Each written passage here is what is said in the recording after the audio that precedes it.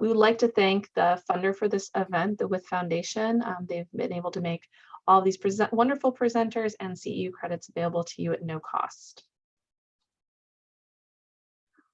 Just a couple of very brief reminders. If you're running any other programs on your computer, you might want to consider closing those to help with any bandwidth issues. We do have question and answer time after the presentation, but you are welcome to ask questions during. Dr. Binger has offered to answer them, so please feel free to chime in or use the chat function that we'll be helping to monitor during today's session.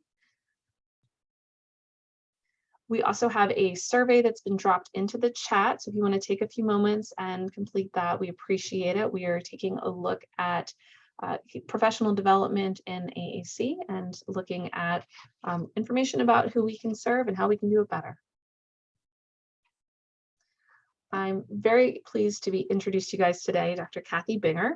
Dr. Binger is a speech-language pathologist and professor at the University of New Mexico, specializing in AAC. Dr. Binger is an active researcher who develops and evaluates intervention programs designed to enhance the language skills of children using AAC and valid measurements to monitor aided language progress. Her work focuses on developing partner instruction programs, that is, programs designed to teach educators and families how to communicate more effectively with children using AAC. And Dr. Binger has co-authored several books and book chapters and published numerous research articles in both peer-reviewed journals and clinician-oriented newsletters. She is fortunate, as are we, to have a long-standing collaboration with AAC researchers here at the University of Central Florida, including Dr. Kent Walsh, Nancy Harrington, and myself. And today she's going to be presenting to us on intervention strategies, and specifically hoping that you all will leave being able to identify areas of communicative competence that can be targeted in AAC intervention, as well as to evidence-based techniques for use in AAC intervention. With that, Dr. Binger, we look forward to hearing from you today. Great, thank you. Let me get my screen shared here and then we'll get started.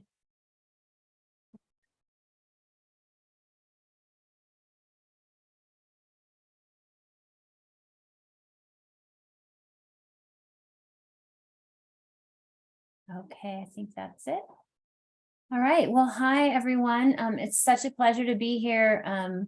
This Project Echo site has been a long-standing dream of my colleagues at the University of Central Florida, so it's really exciting to get to come and talk to you all.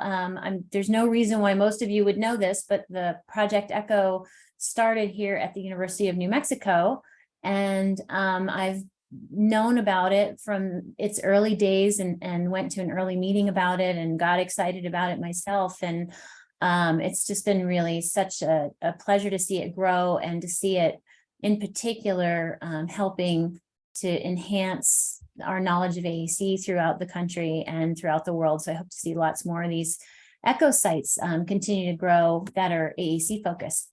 So I'm just tickled to be able to come and talk to you today. We're going to talk about intervention strategies to support AAC. And again, please do put your questions in the chat, and I'm happy to answer questions as we go along and have some discussion as we go along. Quick disclosures, both Jennifer Kent Walsh and I have some funding from an NIH research grant. We're going to talk about some of that work today. And Nancy Harrington, who's on this meeting as well. She's part of that grant as well. And you see there's Jennifer's picture there because she and I basically do all of our research together. There's and lots of other things too. So it's been a close, long-standing collaboration, and I don't think we would know what to do without each other at this point. And Nancy Harrington has become an absolutely fundamental core part of our team. And she is absolutely indispensable. So just a huge shout out to Nancy, and thanks for all of her incredibly hard work and long hours that she puts into making sure all of this great work gets done. Of course, we can't do this without our students, not only in my own lab, but also UCF, some of whom are on this call as well, and UCF ECHO organizers. So I'm really thrilled that Carolyn and Julie are taking this on with help and making this happen. And we couldn't do any of this without all the families we work with either. So this is a collaborative project and collaborative work in every possible way. So we're going to start out today with an overview of communicative competence. I'm sure that for many of you on this call, that you are familiar with this, but I think it's good to just kind of start off with grounding us in where we come from and how we go about looking at what does it mean to attain communicative competence. What are the various areas of communicative competence? So I went back to the original Janice Light publication in 1989 that was so influential, and then updated in 2014. And we're going to start off by just looking at those 4 key core domains of communicative competence. So we have linguistic competence. That's mainly what we're going to talk about here today, is linguistic competence. Jennifer and I really focus on the language piece of things. And this involves knowledge and use of the linguistic rules of the language or languages used in the person's community. So both home language, school language, whatever languages they're exposed to. We really focus on this piece because I think, in our experience, even though it's such a foundational and enormous piece, it often gets missed. At least people get stuck and don't move into full linguistic competence. And we're always thinking about how can we help people to get not just basic vocabulary, but how can we help them learn and basic content of language. Those of you who are familiar with content, form, and use of language, there's a big focus on content and use, but not as much on the form. And the form is the grammar of language and how do you put words together? How do you form clauses? How do you form phrases? How do you form sentences? What are the rules around that? And how do you do that for somebody who requires AAC? So that's really been our focus and where we're going to put a lot of focus today.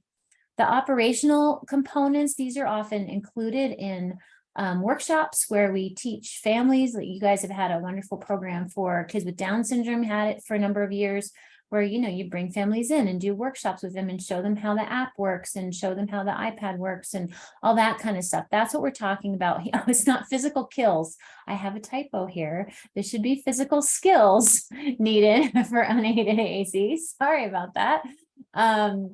Physical skills needed for unaided AAC, as well as selection methods, all things aided AAC. So it's about the operation of the hands, of the gestures, what skills you need for that, or of all things device or low tech related. How are you going to access it? How are you going to turn the volume up and down? How are you going to turn it off and on? All those kinds of things that have, a lot of which have changed for the better now that we have things like Alexa, where people can use their smart devices to make some of those things easier for things like turning volume up and down. So we've seen some nice changes with operational accessibility in recent years.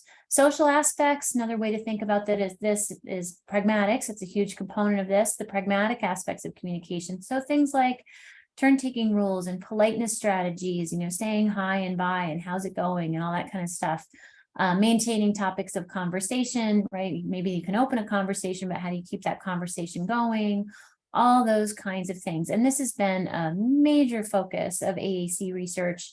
Initially, that's where most of the AAC research was really on looking at these kind of basic foundational pragmatic skills. And then we have strategic competence. So, we all have to repair communication. So it's looking at that kind of thing, short-term and long-term compensatory strategies. So there are all kinds of compensatory strategies that you may need for linguistic competence, for operational competence, for social competence, right? What happens when things go wrong and how do I fix whatever mistakes I've made? How do I change the word order if I put a word in a wrong place, if I'm constructing a sentence, or what if I don't have a way to turn my volume up and down, or how can I ask somebody to do that? So what are all the strategies that I use to help me when things don't go right? So those are the 4 basic areas that we have been talking about in the AAC world now for more than 3 decades. And we need to think about all of these things when we're working with an individual who uses AAC.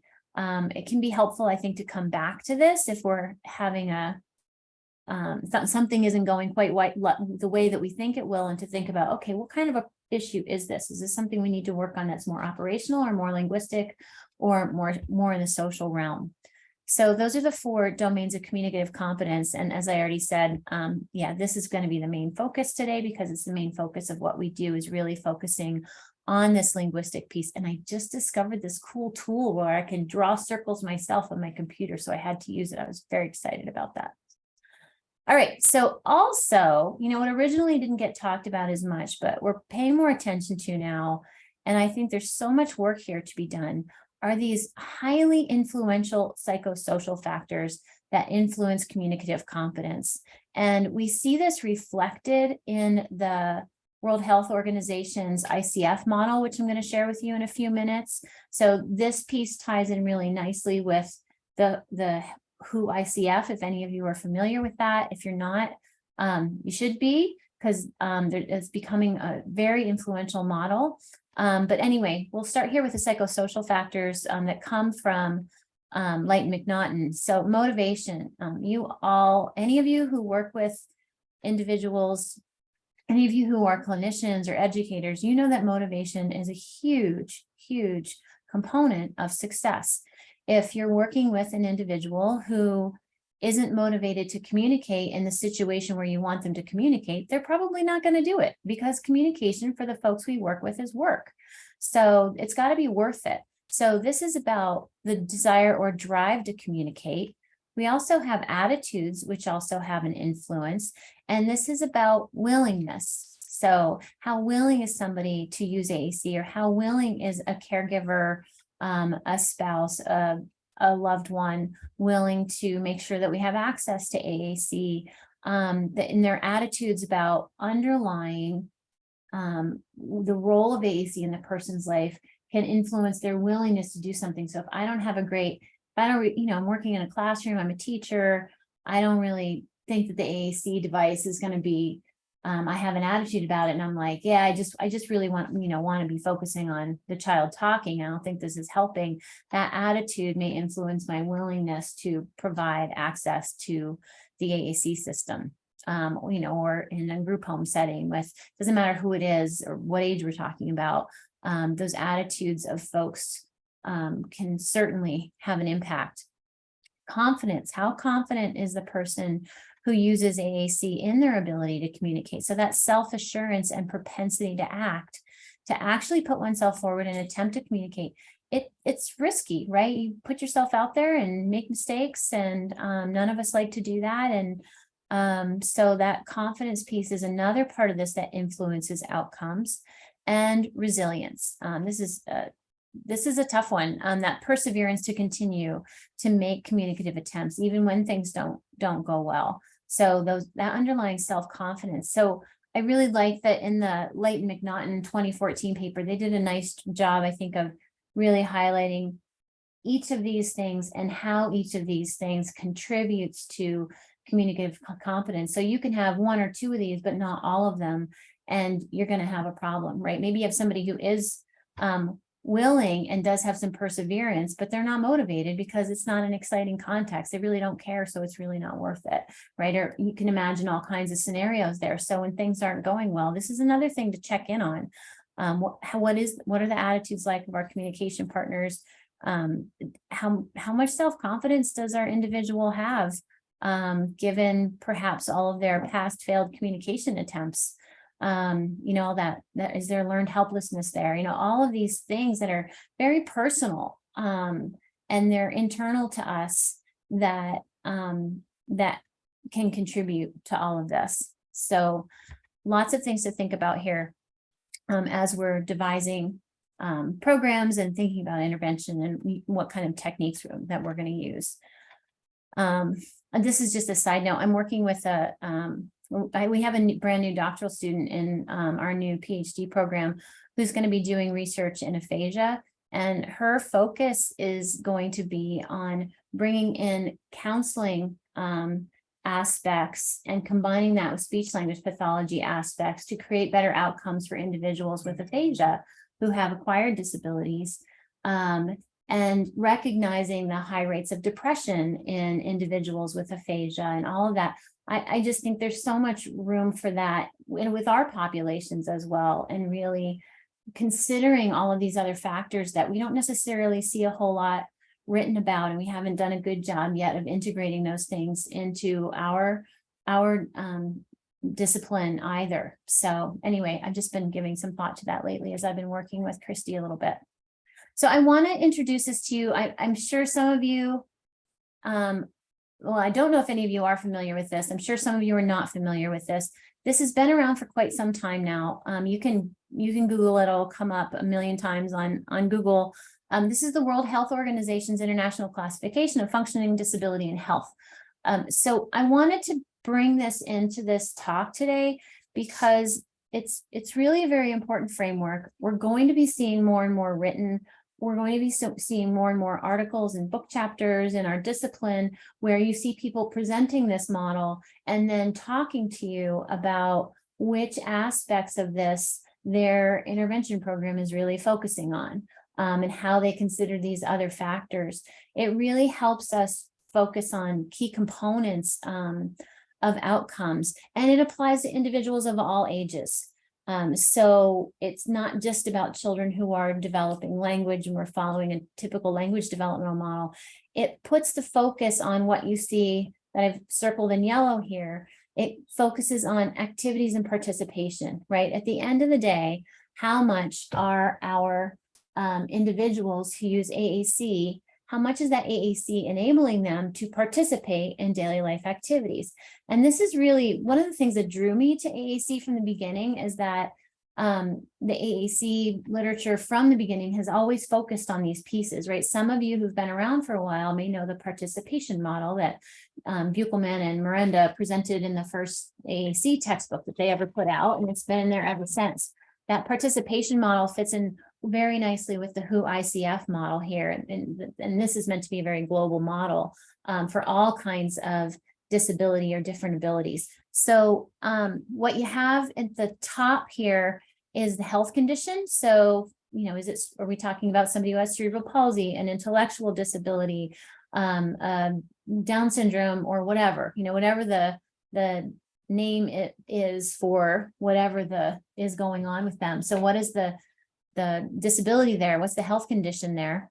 And then within that, what effect does that have on their body functions and structures, right? So if we're talking about an individual with cerebral palsy, we may see lots of impact on body function. We may have limited motor ability. We may have difficulty with swallowing, you know, et cetera, et cetera, et cetera. So what is happening with that actual physical body, and what are those structures? What's both the function and the structure like for them? So we need to know what those impairments are if we're going to help work with the person to find ways, for example, to access an AAC device. So we need to have a good understanding of what that is. And then we have, as I said, what's the focus here is on activities. What activities does a person want to be participating in, or what do they need to participate in? And how can we help them achieve the greatest level of participation within those activities? At the bottom, I really love that this model contains these contextual factors.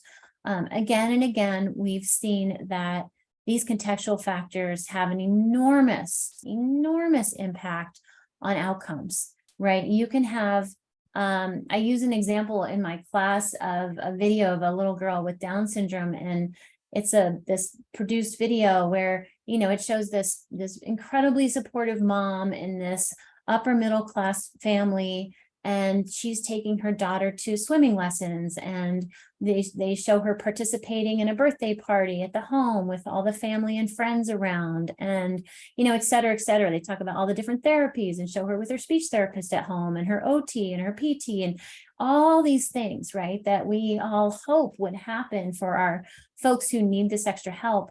And those are all, you know, environmental factors that have an effect on her outcome, right? So I do have my students do this little exercise where then they have to think about, okay, now take the same child who has the same health condition and the same body function and structure, and consider this very different set of environmental factors. What's going to be the impact on this child's ability to communicate and ability to participate in her life? You're going to end up with very different outcomes if you take that same child and put her in a very different family, perhaps different cultural background, let's say low SES, you know, perhaps in another country where there aren't special ed laws, blah, blah, blah, blah, blah, you get a totally different outcome for exactly the same child. So I also really like this model because it takes these factors into account. Another reason why I wanted to present it was because I know the audience today, we're talking about people across the lifespan. So this model really applies to that. And again, puts this focus, even though we're going to talk about language development for a lot of the rest of our time today, it puts the focus on, okay, what does this person, this young adult or middle-aged adult who has developmental disabilities, where are they? Who are they with? What activities are they engaging in? What's their participation like within those activities? And is a lack of communication ability affecting their ability to participate in those activities? And how can I fill in those gaps? So this model is a really nice way to, think to bring us back to that always. So so all the other areas influence a person's ability to participate. We need to consider them when we are developing AAC interventions. And I think we have a new move, I know, because in part of people like Julie Firestein, who's here on the call today, we have a movement going on in the larger discipline to really be much more practical, to really be honest about looking at what are the factors that are affecting outcomes and what are the things that can change and can't change, and how do I help improve outcomes given that this is where we are, given that we're not likely to get this person, additional hours of speech language pathology services in any given week. And given that, this is going to be the classroom situation, or this is going to be the group home situation, and whatever, let's be realistic about it. Let's move this forward. So there's a whole discipline called implementation science that is really all about helping us take a close look at the real world factors, being honest about it, and developing assessments and interventions that fit given the reality, rather than ivory tower, oh, this would be great if we could do this, but nobody can actually do it. So the ICF also helps us with all of that, again, bringing us back to what is going on in this person's environment with their everyday activities and their ability to participate in those activities. So, okay, so now we're going to get into those language pieces and talk about developmental model. I'm working on a paper right now about this that I'm pretty excited about. This is something that keeps coming up over and over again. So I've been talking about this a lot lately, where I think sometimes clinicians have a hard time figuring out what to really focus on. And for me, I go back constantly. I don't even necessarily think that much about it, but go back to my understanding of typical language development to help me decide where the gaps are and where would be some rich, developmentally appropriate places to focus. So using aided AAC simply means that we're adding communication modes and helping them to communicate more effectively for children. Now, I'm specifically going to talk about children here for a moment. Our best guide for goal setting is typical language development. I think this still plays a role, can and should play a role with our adults with developmental disabilities as well, so that we know, again, like, where is this person doing well? Where are the gaps? What's important for us to fill in? And what should we not worry about so much? But to have that understanding. So a major goal is often to work on filling in the known gaps. It's not true for all children or adults, but still having that, as a baseline, foundational focus is very helpful. So understanding that typical development, again, with adults with developmental disabilities, can help us identify those gaps. We're not trying to fill in all the gaps when we're talking about adults necessarily, but it's about prioritizing. Okay, yeah, I'm not going to worry as much about every little grammatical rule with this person, but there are certain things that they have difficulty doing from a pragmatic perspective, where working on this and that, would be more appropriate, or whatever. So I'm gonna show you. We want to look back to the ICF model. The goal is to figure out how filling in certain gaps is going to lead to better daily life outcomes. So I'm going to show you a quick review of typical language development. This usually takes me a long time, so I'm going to keep it short today because we don't have a whole lot of time. And then we're going to look at a framework that I developed for class that I think is really potentially useful for helping us set some goals and objectives. So this is my one slide language development. This is in trying to encapsulate the basics of what happens in language development all in one slide. So we have 6 categories you'll see at the top, and we go from pre-intentional communication all the way up to complex language. And notice, I want you to notice a few things here. Notice that the boxes get longer as we go along because language gets more complicated. Also notice what's bolded here. So just looking across this, that we're going from earlier development to later development, from right to left.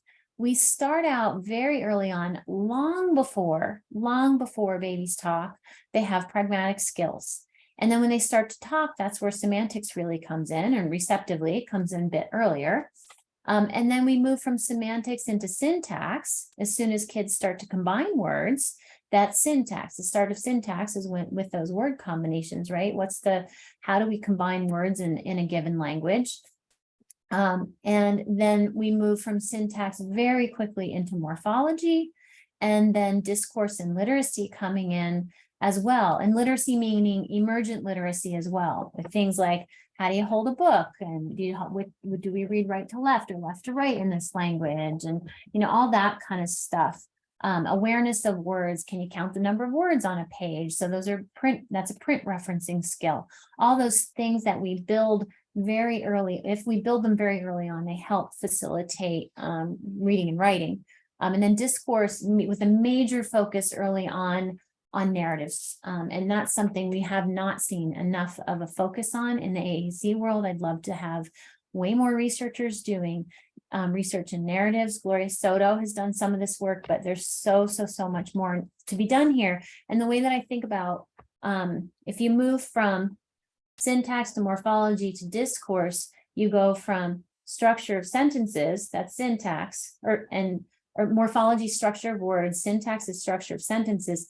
Discourse, where we're talking about narratives, now we're talking about relationships across sentences, right? So it's that next step beyond the sentence is then, how do those sentences relate to each other? So that's a really important piece that we haven't focused on really at all in our work, but it would be a natural way to expand and if you're going to tell a story, you need to have multiple sentences and that relate to each other, right? And how do you go about doing that, and what's that look like? And there are wonderful programs out there for individuals who use speech, but we really haven't done much at all in the way of adapting things for folks who use AAC. So lots of work to be done there.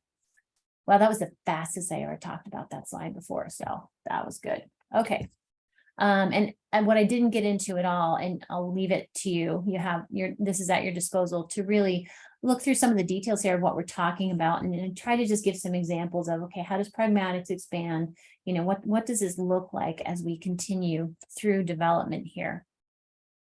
So we want to remember, semantics, syntax, morphology. I need to add narratives in here too, that these all affect each other. They develop together. That's another big point of the slide. Even though I'm going to back up for just a second, even though I don't have ages on here, because for our folks, the ages are going to be different. And so I purposely left the ages off. But in typical language development, we're talking, the yellow here, early symbolic is 12 months. The green is 18 months. And the blue and purple, we're talking 24 months. So, and not long after that. So all of this is happening to some extent well before your typically developing child turns 3. And so I think that's really, really critical for us to remember as we think about setting goals and objectives and setting our expectations, and making sure that we have an understanding that if, as we're moving along, we don't want to hold the folks we work with back. And we see that a lot with individuals, with adults with developmental disabilities, that a lot of them could do a lot more than they are. It's just that expectations have been too low. People haven't expected enough from them.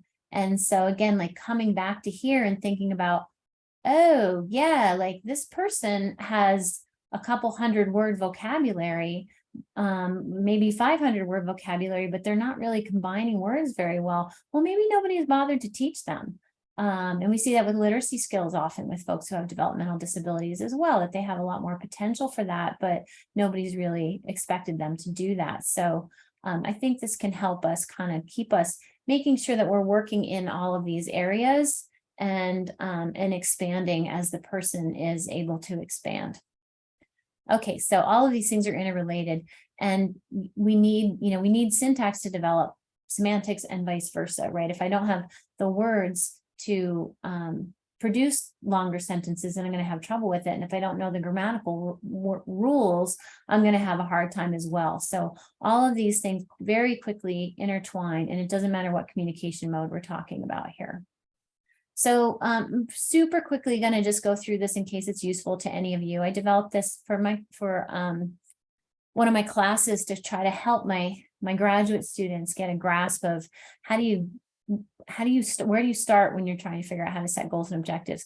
So I go back to typical development here and look at the language and communication skills that I expect from same age children, and then look at the current skills of the actual person we're talking about. Often there's going to be a big gap here, so we'll talk about that. So there may be a big gap. So what I may need to do in typical development is not just look at the age of the person, but look at what's happening at a developmental level that's similar to where this person is. If they have let's say they have a 50-word vocabulary, it's really helpful to know that in typical development, when kids have 50 words, they start to combine words. Oh, maybe we should be working on symbol combinations or word combinations, right? That kind of thing.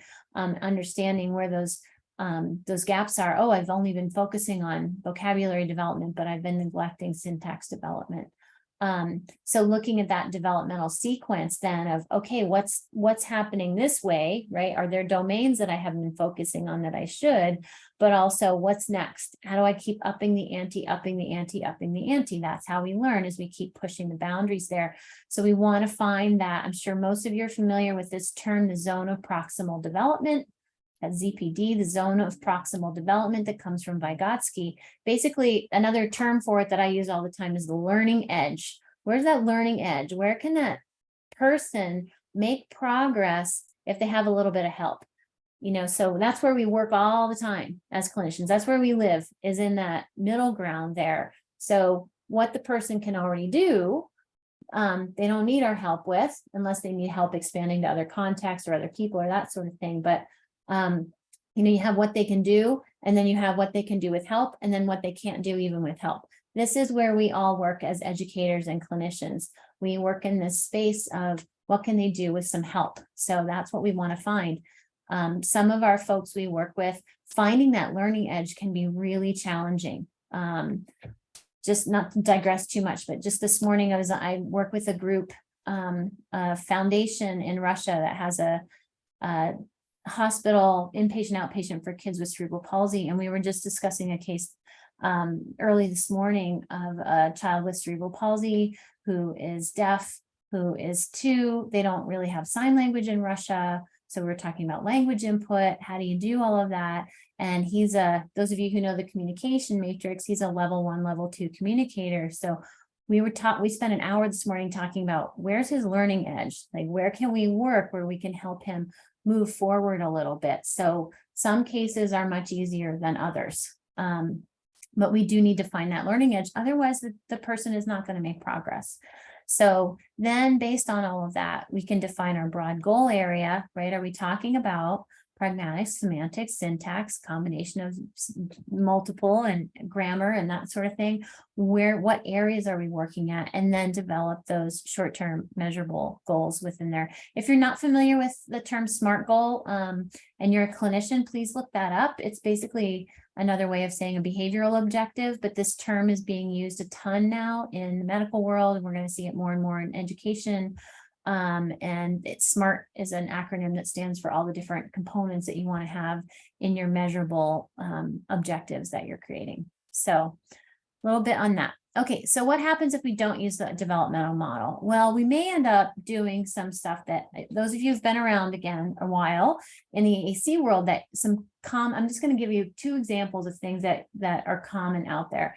It may be a hyper focus on immediate wants and needs, and that's the only thing that's really being focused on, right? People asking for food items or drink items or objects or that sort of thing. But and what that means is a hyper focus on nouns, right? It's much easier for people to understand what the nouns are for using picture symbols, but it sacrifices language across other domains. You may not be working on verbs and adjectives that are really needed in order to build sentences, and may sacrifice within language domains. So may not be building, breadth of pragmatic functions, vocabulary diversity, etc. So, and we also know, I should have put this little, I have a table somewhere that shows that, people are always shocked by this, that for children ages 1 to 5, I have to think about this and make sure I get this right. But for children ages 1 to 5, if you look at their communicative functions, right, how often are they requesting versus commenting versus engaging in, social exchanges like hi and bye, and et cetera, et cetera. For preschoolers and younger, I believe it's less than 20% of the time are typically developing children actually using language to as requesting stuff. Like, it's the minority of the time is that what typically developing children do, right? So again, it's that developmental model of the more I understand about language development and can go back to that and then compare that to what we're focusing on AAC wise, maybe there's a real imbalance there and we need to help bring that balance up too. So something to think about there. Another thing that's going on a lot right now is a focus on core vocabulary. Core vocabulary, we don't have time to get into a huge long talk about core vocabulary today, but I did want to bring this up because I see more and more, it's kind of a hyper focus on core vocabulary at the expense of fringe vocabulary. So all core vocabulary is the frequency with which words occur for a given group of people in a given context, right? How often do kids say the word go if they're preschoolers and they're in preschool, that sort of thing. So there are all kinds of core vocabulary lists out there. I'm sure a lot of you are familiar with them. It's really been interesting to watch, again, if you've been around for a long time, the pendulum kind of swing from the focus on needs and wants to now we kind of felt like we kind of were in the middle for a while and had more of a balance of, okay, we need core vocabulary, we need fringe vocabulary. And now it's really swung. And for kids who are capable of using a lot more than just core vocabulary, sometimes they're taught to only use core vocabulary. So that's what I'm talking about here. So if you're only focusing on those word frequency, you're missing all the rich content. It's totally sacrifices semantic diversity, which is not in alignment at all with typical development. And for example, relying on want and go to cover all kinds of things. Like, I'll give you an example. Let's say, kids who are playing with cars and trucks and they're smashing into each other and just having a ball and liking that, but if all they have is the word go is not an exciting word. Smash, now that's an exciting word. Crash, that's a really exciting word. So there's that motivation factor we talked about earlier. So words themselves can be motivating and help children learn when we're really looking at this rich diversity here. So we don't want to be promoting immature language forms, and we certainly want to be promoting an ever richer vocabulary. It's not easy with AAC. It's not easy with kids and adults who are pre-literate, because then there are the access issues and how many spaces do they have and what can they point to and whatever access mode they're using, right? I'm not saying this is easy. I'm just saying as clinicians, we need to really be thinking about, again, that typical development and the fact that people are constantly, the reason why people do what they do is because it's useful, right? The reason why kids learn to use words like a and the is because they're really useful. Take the next paragraph you read in whatever book and switch all the words that are a into the word the and the into a, and you will quickly see how important articles are. They're very, very important. They add a lot of information, but you also need the content words as well. Otherwise, it's boring and it's very hard to make yourself understood. So we need, kids develop vocabulary and typical development so rapidly between the ages of 2 and 5 because it's useful to them, because they need those words to say what they want to say. right? So I keep going back to typical language development because it really informs me about what is useful. And if I'm going to violate that model, I better have a darn good reason for it. And I'm probably going to have to violate that model using aided AAC and using picture symbols or whatever kind of symbols we're using. But I want to know that I'm doing it. I want to do it intentionally, and I want to know what's missing. And I want to have a plan or at least some thoughts around, okay, I know I'm sacrificing this right now, but I also know that we need to put this in as soon as possible, right? So that we're doing things consciously and making those decisions, not just implementing a particular program and not looking beyond it, but understanding where in development does this program do a good job and where does it not. So that was my soapbox speech, which I'm very good at. So I put this slide up because it just seems like the AAC world is replete with controversy a great deal of the time, and people get very attached to and very passionate about a particular approach. I like to use blank, fill in the blank, core vocabulary, PECS, POD, those of you who know POD, or, the list goes on and on. I don't want to pick on any one particular approach. The problem comes when we get very attached to one approach for everybody. That's a problem, because then we're not going back to typical development. We're not looking at constantly, how do we grow in all of these domains in all of these rich ways, and how can I help support that? So I'm giving this plea for dispassionate objectivity, because it's only when we have some dispassionate objectivity that we can look objectively at our programs, at what we're doing, and find the gaps in what we're doing. There are gaps in what each and every one of us is doing with the clients we work with. Know what they are and think about how to help, filling some of those gaps in. So dispassionate objectivity is itself a passion for the real and for the truth. I think good scientists can find their way into great passion, but also move into dispassionate objectivity to help us assess and evaluate where to go next. Okay, let's see how we're doing here. Holy smokes, it's 10:44. Well, it's 12:44 for you. Cathy, I just want to interrupt real quickly to say there's not been specific questions in the chat, but a couple of our participants have wholeheartedly agreed with things that you have said and are echoing your sentiments. So you have a friendly audience here. Oh, that's good. If they were unfriendly, what would you have told me, Julie? No interruptions would have happened. Okay, so I'm gonna just hop out of the slides for a second and see where I am. I know we don't have a case today that any of the participants have brought forward. I can just, and then I know we have 45 minutes left. I can just kind of keep going through this, and then we'll do a little bit of a case at the end. Does that sound okay, Carolyn or Julie? I think that sounds great. The only other request we've had, Cathy, people are loving the graphics that you're sharing. So there's been requests if you're comfortable sharing copies of those. Oh, yeah. And I gave you the handouts that are basically these slides other than a video. So, yeah. Perfect. Thank you so much. Yeah. You are welcome. Okay, so I want to spend a little bit of time today talking about AAC GLEE. And this is what we're calling our language intervention approach. In particular, we've just been focusing on kids who use AAC, so that full disclaimer there. Jennifer Kent Walsh and Nancy Harrington and I are currently wrapping up a 5-year, now 6-year project where we've been using this intervention approach with 2 groups of kids, one group of preschoolers who have more or less typical receptive language, and then another group of kids who have Down syndrome. And we've been using basically this kind of intervention approach for a long time in essentially all of the work that we've done. So apologies for those of you working with adults that I have little kitty pictures here, but here's a snapshot of our AAC GLEE approach that really has 3 components. Now, and some of you are going to look at this and go, yeah, like nothing new under the sun here. I've been doing this forever.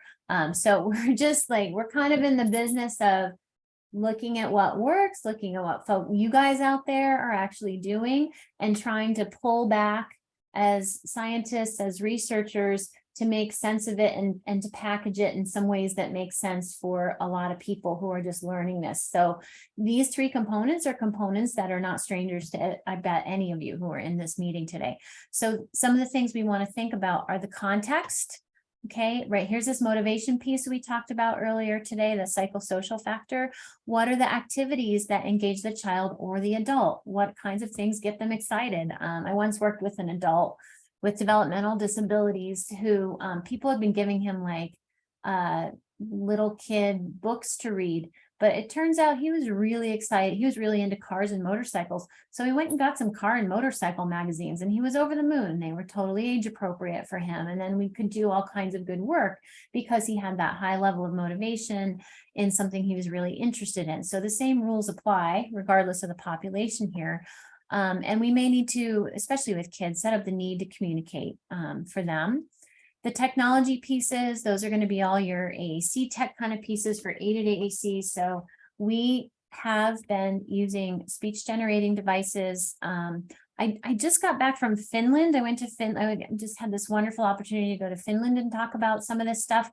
And interestingly, there, everybody gets services, all kids get services, but no kids get funded for technology early on. So their solutions are all low tech based for the preschoolers, and it's not until they're a little older that they really have access to aided AAC. So you certainly can do all this stuff without the speech generating devices. I just wanted to, different people work in different contexts, and there are different factors going on. We're talking here about kids who are clearly, we're talking about language. So we're talking about kids and people who have who are at a symbolic level of communication. So we're using graphic symbols. We are focusing on initially getting kids to combine words and make simple sentences out of them. So we're using context specific displays that I'm going to show you. I'm sure a lot of you are familiar with activity scene displays, also known as topic displays. We are not advocating that that is the only way to go. Not at all. So hopefully we'll get to talk about that a little bit, but I already talked about diverse vocabulary, the need for grammatical markers. Again, going back to that typical developmental model, kids are using endings like ing and plural s and possessive s before they turn 2 in typical development. So why do we do that? Are they things that kids don't need? No, if kids didn't need them, they wouldn't be using them. Like, they'd happen very early for good reason. So we want to give kids access to those things and be modeling them and showing them how to use them early on. And then, as you all know, I'm sure, you can't just take an AAC device and however well programmed it is, plop it in front of most kids and they're going to be up and running. If so, we'd be out of a job and probably be happier.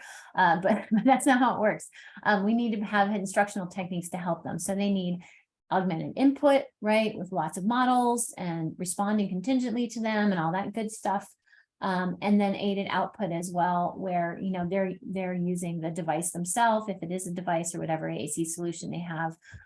We select specific targets. We want to make sure that we're focusing, again, typical development, not just on adjective plus noun constructions, but also using verbs, which are critical.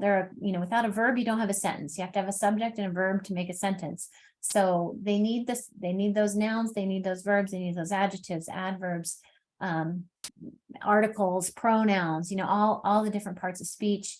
So we select specific targets as we're looking at language development over time and changing those targets and building them and combining things together as kids are becoming more sophisticated in the language that they use. And then the contingent responses, which are just as important for kids who use AAC and adults as they are for our folks who use spoken language. So they need to know that the language that they use is being listened to and responded to. And there's an old study, I think it was 1987. I don't know why I always remember this, but it's Houghton, Branicki, and Guess. It's not the greatest, most rigorous study, but they did this cool little study where they looked at it was at special ed classrooms and in the schools, and all they did was track the number of times or the proportion of times that the school staff, the trained special ed school staff, responded to the communication attempts of the students in the classroom. And it was way less than 50% of the time. I want to say it was less than 20% of the time, very small percentage of the time. So that contingent response piece is really critical as we work with communication partners to make sure that they're recognizing the communicative attempts of the folks we work with and responding contingently, even if they're off topic, that we let them know that they're off topic. But to get that feedback and to help them understand that their communication matters and what their communication means. All right, so this is, I'm going to go through this stuff pretty quickly. Intervention approach for individuals who use graphic symbols in particular that we're focused on. We want to look at both short-term and long-term gains in content, language, language form, language use, again, looking at all the different domains because that's what happens in typical development.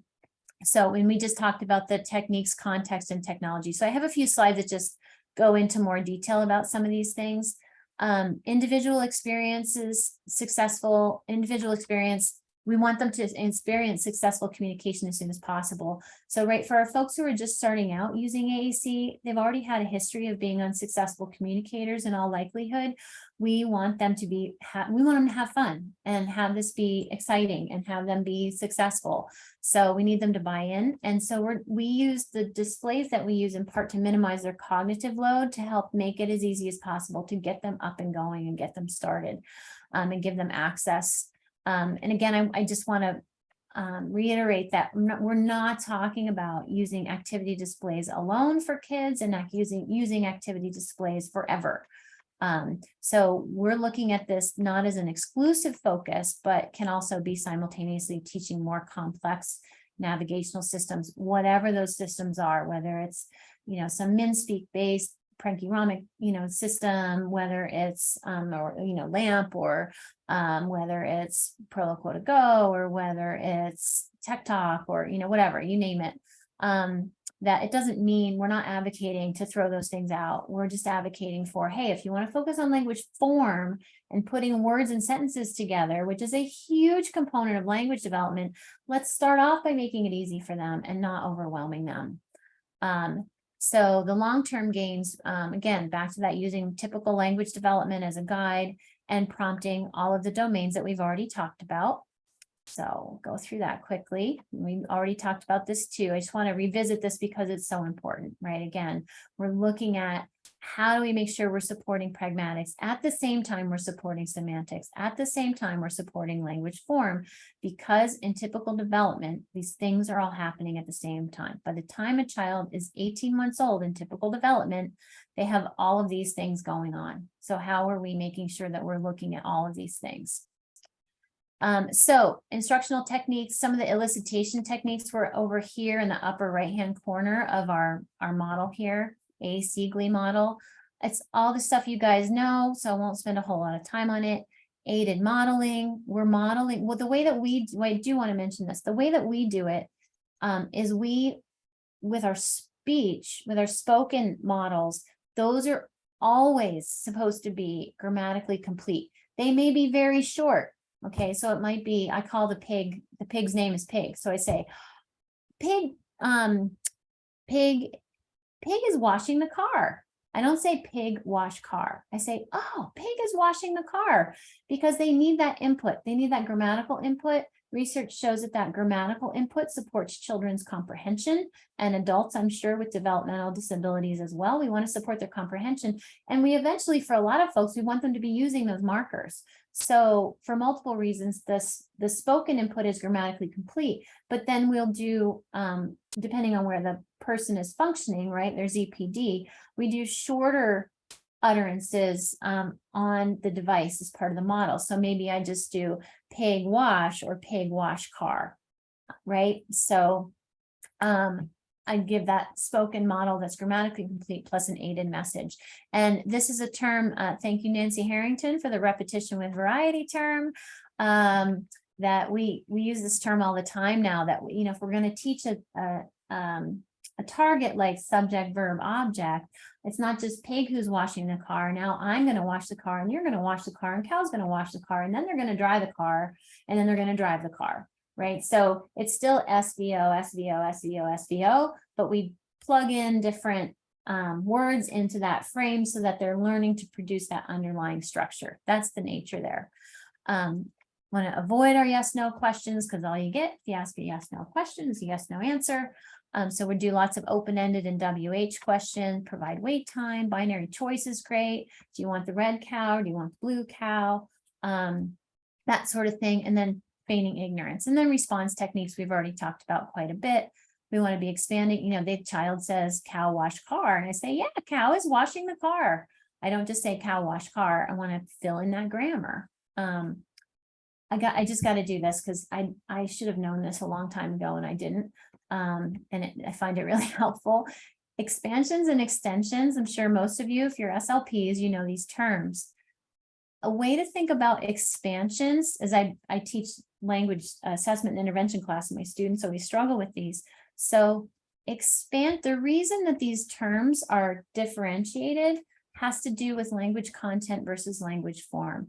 Expansions are all about language form, where we're filling in the grammar. That's all we're doing there. Cow wash car. Yeah, cow is washing the car. That's an expansion. I haven't added any new content.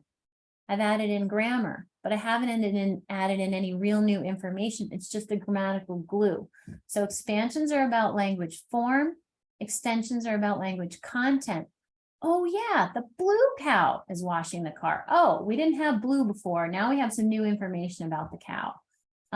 So that's an extent. Now that's both an expansion and an extension, but it's an extension because there's new content in there. So extensions are about language content. Expansions are about language form. Want to help them repair their utterances, may include binary choice. So lots of things that we do here to help them.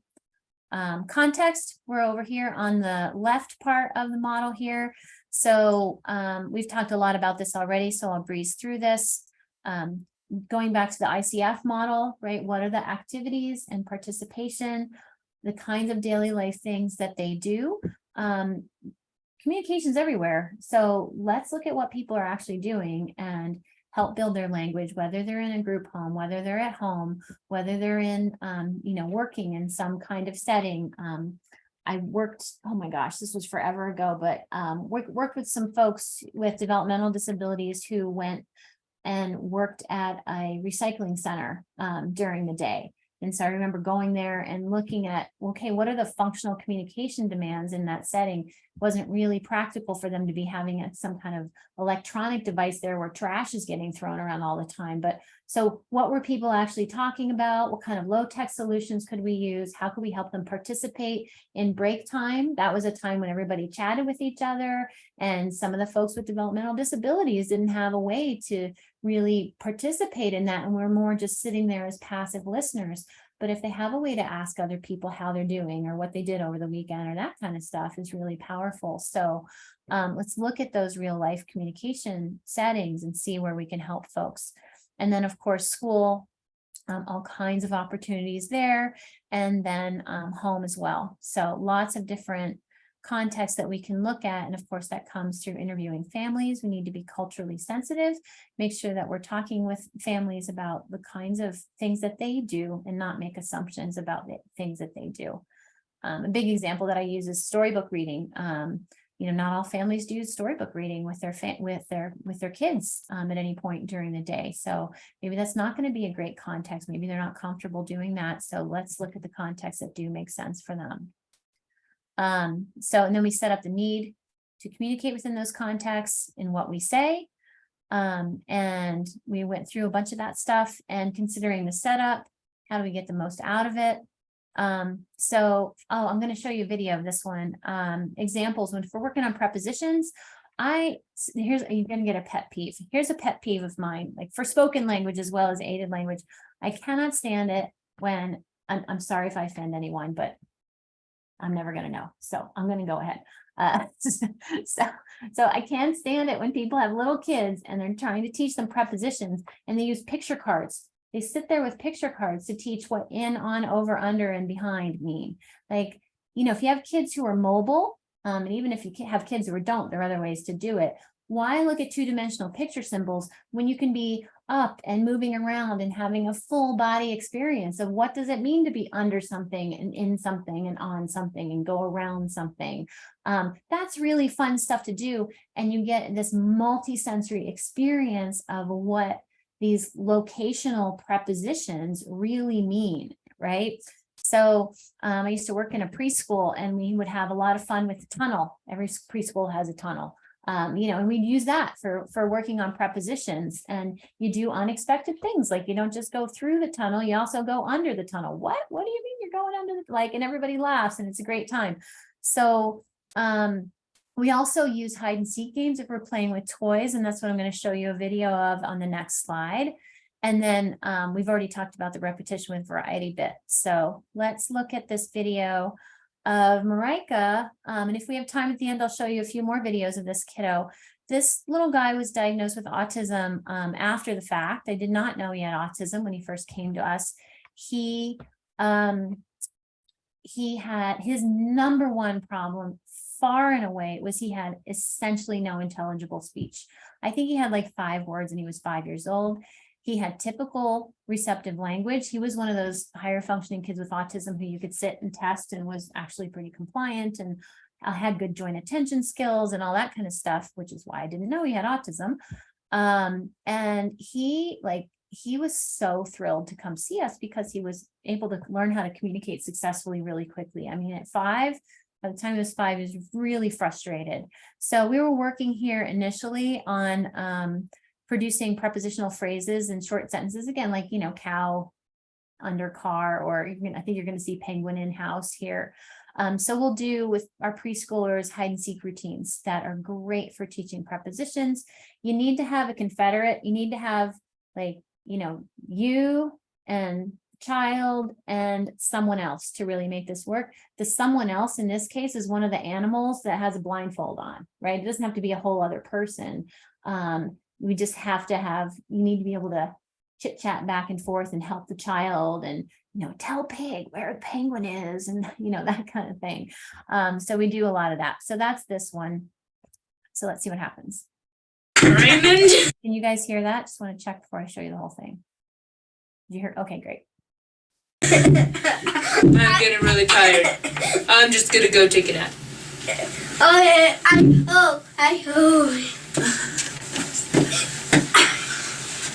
So you see Marika has this little tiny lion here, and lion has a little blindfold on. So lion was the one saying, was trying to bring him back into the play routine and was saying, I'm just going to go take a nap because, you're not interested in playing this game. And he responded really well to that and was like, okay, I'll come back. I'll tell you where the penguin is. Penguin is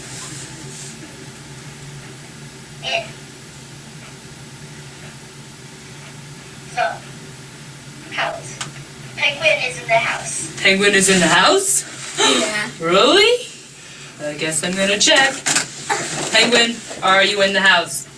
Yes, I'm in. And notice here, I want you to notice the contingent response, right? He said, penguin is in the house. So lion's going to say, penguin is in the house. Okay, I'm going to check, right? That's a natural consequence of him saying what he said. It's not good talking, or it's not that I'd never say, oh, you put the word the in there. That was really great. Like I might do something like that, but the focus is on the function of the language, right? And the communication aspect of it. And so there's this lovely flow going on here where it's just part of the play routine.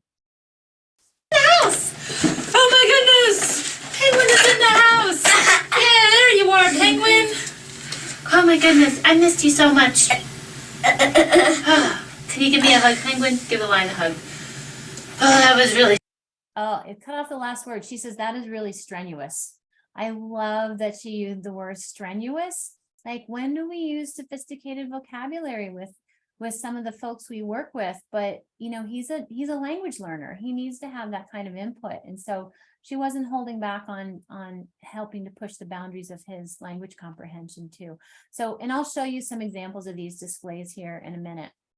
But I think that's a really nice example of, a child who, and this was we had been seeing him, he probably had 10 hours of therapy altogether when he went from never using AAC before to putting 5-word utterances together.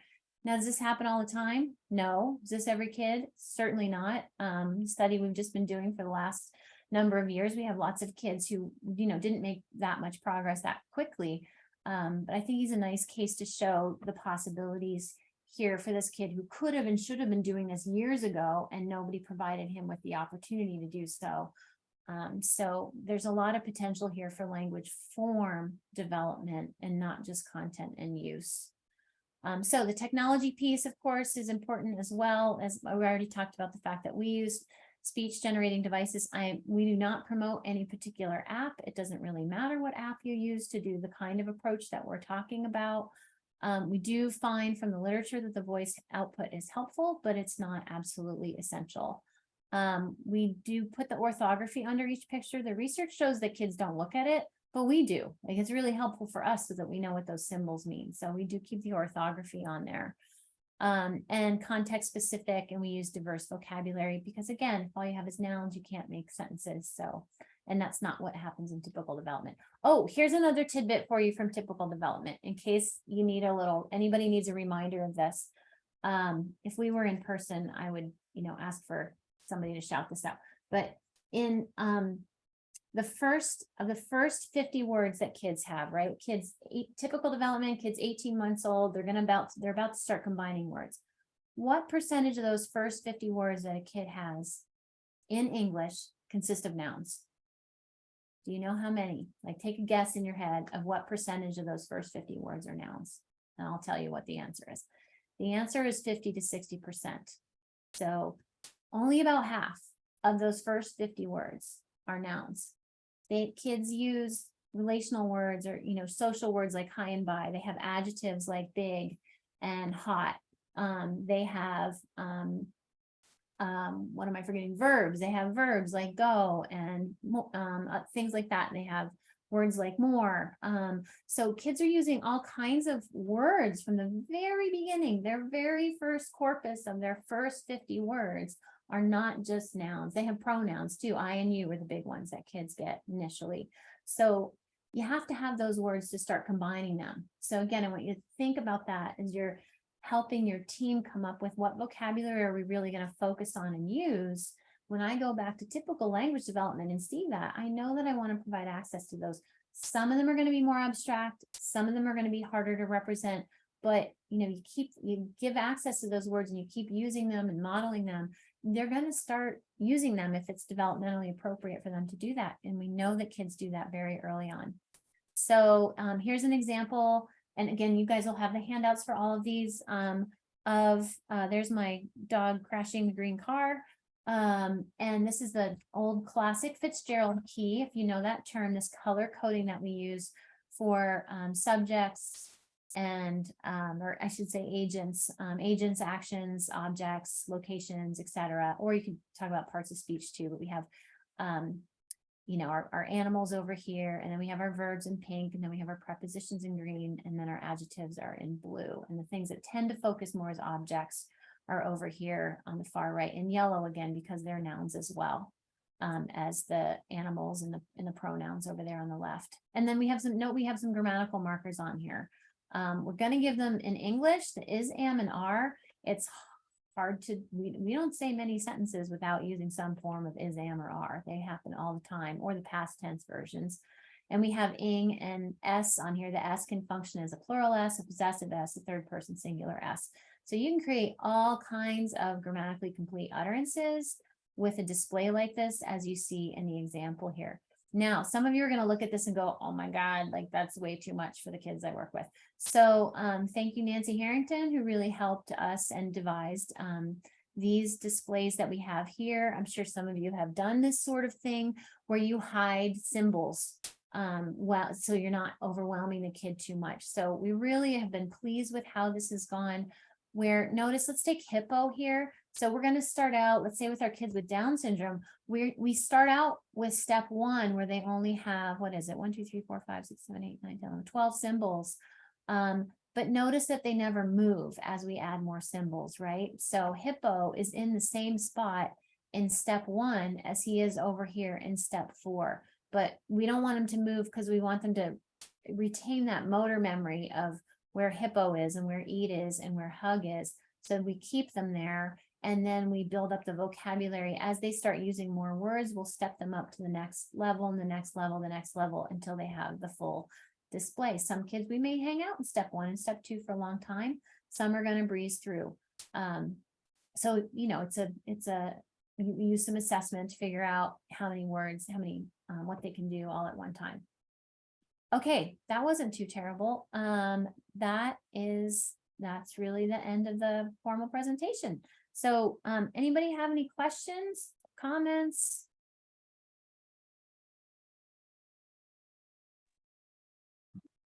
Cathy, I think one thing that comes up specifically when working with adults, so you gave the example of working with someone at a recycling plant. I know I've worked with some adults at big box stores, places like that. So very specific vocabulary requirements or needs to communicate. So when working with that team, how do you reconcile the need to incorporate these other aspects of language growth and continuing to expand on their function when a good chunk of their day is spent in these very restrictive, for lack of a better word, settings? Yeah, and I bet some of you in the audience could probably answer that question better than me, but you get the classic initial "it depends" answer, right? Like, where is this individual functioning? Is it really anyone's goal in this scenario for them to be learning to develop that language form and doing that word by word kind of an approach? Or is that really, you know, just not something that's feasible for this person? So that's going to drive some of those decisions. You know, and I think that those practical, for me, those practical considerations are hugely important.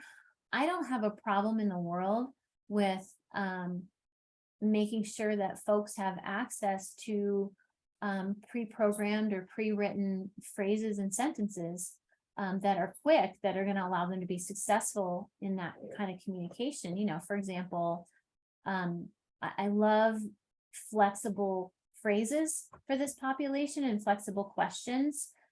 So things like, how's it going? What have you been up to lately? Like, you can only ask somebody that, you know, once every few days, what have you been up to lately? But or what have you been doing? Or things like that. But to be what drives me a little crazy when I see AAC with adults with developmental disabilities is when people have pre-programmed phrases and questions that are so specific that they only apply to an incredibly narrow situation, and then the listener has to try to adapt that. So I worked with a woman with cerebral palsy way back, and I mean, this was before many people had AAC. So to her credit, like, the SLP had worked with her to make sure she had an AAC device that was functional for her.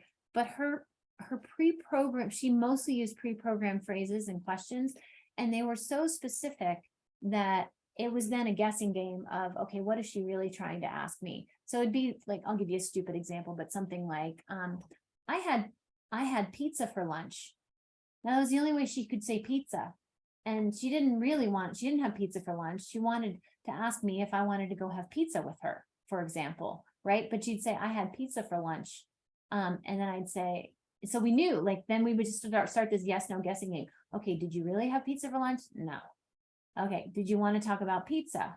Or do you want to talk about lunch? No. Do you want to talk about pizza? Yes, like that sort of thing. So I think we have to be really thoughtful and careful about the kinds of pre-programmed phrases and questions that we use and statements to at least have some of them be very flexible, that they can use across partners and across contexts if that's the situation that they're going to be in, where they're interacting with different people. So I don't know if that's terribly helpful. Carolyn, did you ever have other thoughts about that? No, I appreciate that. And I think, you know, in general, depending on the setting that you're working in and how much access you have to the team, getting that input about those other environments can sometimes lead to some of those conclusions as well. Yeah. Oh, and environmental inventory too, like to just go be there and observe and see, what do people actually talk, like, we make ridiculous assumptions. I used to make ridiculous, I'll just own it. Like, I make, if you know, if I were just asked to early in my career, go make a display for kids who are playing a vehicles routine, it would have been, you know, all about the descriptions, the cars and trucks and blah, blah, blah. No, they want to talk about, that's mine. Give me that. You know, my car's faster than your car, right? When you go, and I used to go into my classrooms and just sit with my yellow notebook and my pen and write down what the kids said in a given interaction. And that would give me so much vocabulary for my individuals I was working with who used AAC. So same thing in the recycling center. What are those folks actually, the only way we can help them is if we know what they're actually talking about. What are the conversations like at lunchtime? Maybe they're in, I mean, all we do is give them, you know, ways to talk about food. I've had many lunches in my life where no one talked at all about the food. Like the food never came up. This is not a topic of conversation, right? So, but we need to know what they are talking about to be able to give them that vocabulary and help them. And it's really a quick, easy thing to do. Like if you can go to, you can only really be helpful if we know the setting, get somebody to video record it, or, you know, some way to get access to that information. Otherwise, it's just a ridiculous guessing game. So it's really doing that analysis of the situation to figure out what vocabulary is actually needed and what form as well. Like, and even things like, how informal is the language, right? We don't want our people sounding like a 53-year-old college professor. If they're a 25-year-old young man who's working in a recycling center, he's not going to be remotely cool if he sounds like me. So, you know, what do people actually sound like? What's their dialect like? What kind of words are they actually using? So all that kind of stuff. We just had a request come in to see if we have time to show another video. We do. Yeah, I'll show you a couple more videos of the kiddo that we just watched. Let's see, I've got a bunch of them here. They're all pretty short. So I'm going to show you some of the progression a little bit for him. So let's see, I'm going to show you, let's see. Let's start with this one. Monkey. Scared.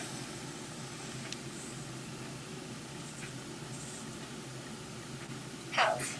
Monkey scared house. Okay, so I love this. So this was early on, and he was just learning this agent, action, object, or subject, verb, object kind of construction. So we have a simpler display here, as I was talking about. He does have a grammatical marker for S in here, but he's not using that third person singular marker yet. We're just focusing on getting the core, those, I shouldn't say core words, but getting those, the free morphemes, the full words down, and then we'll work on putting in the grammatical marker. So he said monkey scares house, which doesn't seem to make sense. So let's respond contingently and see what happens. Monkey scares house? Yeah. Okay. Eh. All right. Where's the house?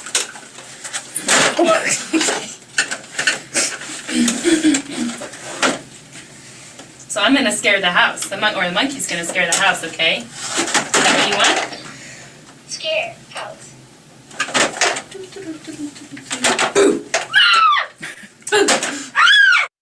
So I wouldn't have come up with that, the monkey scaring the house, but he was the one screaming. He's lifting the house up and saying, ah!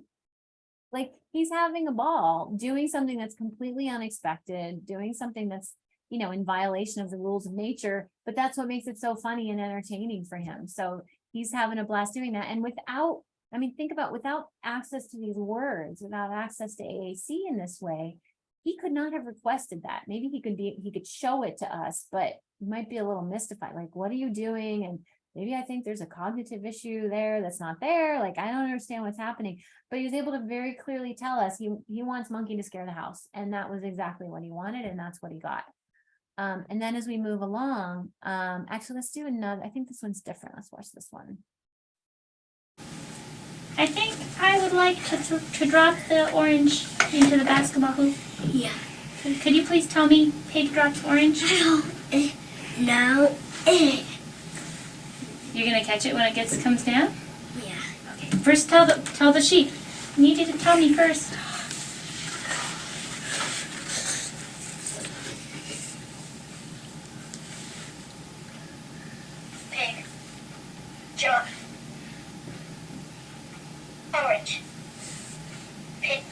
drops orange. Okay, thank you, Raymond. You told me pig drops orange. All right, here we go. Do you think I'm gonna get it? Yeah. No. 1, 2, 3. Woo! Oh no, I'm not a very good throw. Guess I'll have to go. You can't see it, but there was a basketball hoop there. So, all right. So that's another one without that grammatical marker. Let's see what else we have here. And here is him using that grammatical marker. Who should scare who?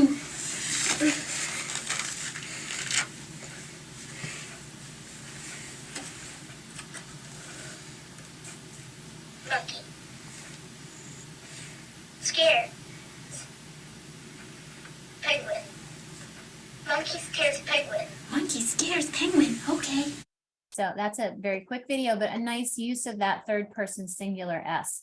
Now, if I go back to typical language development, one of the things I'll find is that children use third person singular S later than they start using ing. Ing happens in any progressive form in English, whether it's first, second, third person, whether it's singular or plural. And third person singular S only happens with third person singular subjects like he, she, penguin, any sort of third person pronoun or noun.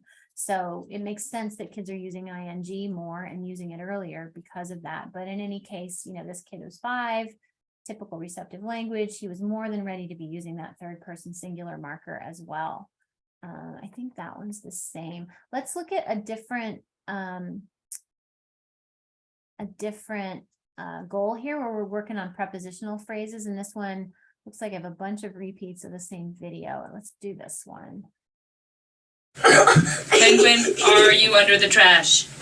No, I'm actually not under the trash. So we're back to our hide and seek game here, where we have, again, our lion who's blindfolded and hiding the animals in different locations. I think this must have been the same session because I can see Penguin peeking through that great big penguin puppet in the house over here.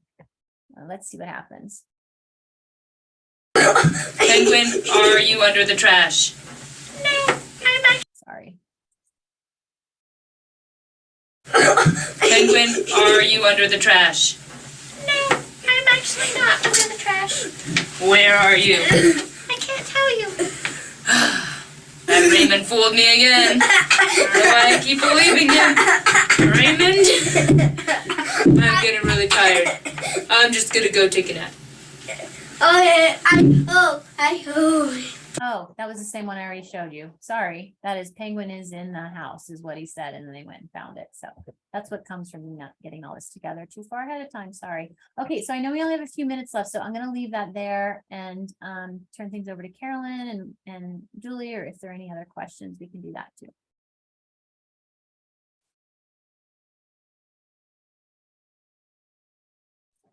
I have a question. You mentioned right at the end and showed the examples of the screens where the vocabulary was hidden and then systematically added back in. I was just wondering if you could, in the few minutes we have left, talk about how to do that more systematically, because it is something I do see all the time. And I'm just not sure how to make it happen systematically, but I want to make sure people are planning for that. Is there an article that talks about this, or a book, or any general rule of thumb? I actually love if Nancy Harrington could answer this question. You're going to do a better job than I would, Nancy. Okay, I think one of the key things that we were considering when we were creating these displays was making sure that we had a diverse enough vocabulary across different parts of speech so that the students, the people communicating, could actually create multi-symbol utterances. What we did then is we looked at it when they reached certain criteria, we increased it. Now, there are a number of different systems, depending upon the system that you actually use, have some of this built in. I know some of the PRC systems, you can look at their vocabulary builder software. If you're using an app, something like Prolakota Go, they have progressive language. I can't put my finger on a particular article right now for you, but I can certainly take a look. But really, yeah, we're looking at making sure that they have access to the vocabulary, certainly across the different areas of speech, and to increase it over time. And really looking at one of the considerations too, when we were creating the grids for the kids with Down syndrome, as Cathy mentioned, we look at the development of language in typical development. So we look at, okay, what comes first? So when we're looking at deciding which preposition are we going to use first, okay, that's what we're going to, we're going to maybe have in on there first, and on some of the earlier prepositions before we have above or behind. The same thing with the pronouns. So I think if you use typical language development as your reference, that's going to assist you, as well as the context. You've got to look at what's motivating to the kid in terms of what you're doing, or the adult. And there's going to be, words depending upon their environment that may not be, at the level of language that they typically might use based on their intellectual level, but you've got to look at the environment and the context and their experiences as well. And I hope that answers your question. I kind of went around in circles a little bit, but. No, that's really helpful. I have so many thoughts, but my quick follow-up question is, did you plan the vocabulary additions ahead of time, or did you figure out those transitions as you went? For this particular project, we initially had the step 4 grids, because we had started off with the group of children who had typical receptive language skills. So we had our full step 4 grid already created for the play routines that we were using. And then when we started our second project for the children with Down syndrome, who were at a developmentally different level, we then looked at, okay, how are we going to, let's simplify this.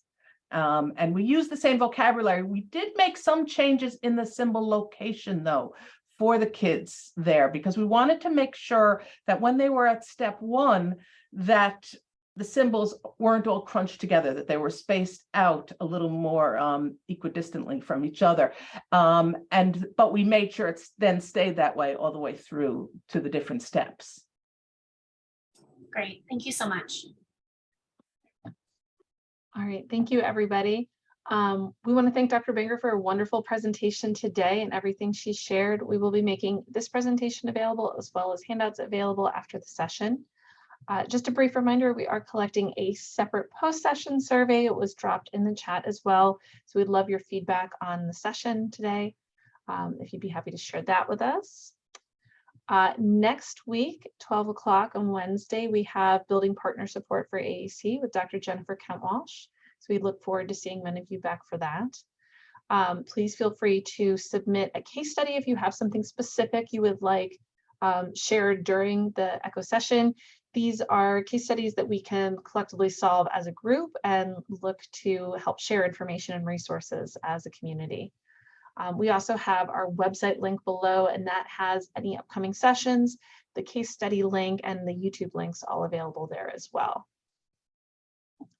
Just a reminder, we do have the free CEUs being offered. You're going to be receiving, if you haven't already, the ASHA form in an email. You do only need to fill it out once for the series. We will be taking attendance. Please feel free to sign, return, and we will be tracking that for you. And as always, feel free to reach out to us with any questions. We are very happy to have you here with us today and look forward to seeing you next week. Have a great afternoon, everybody. Thank you. Bye, everyone.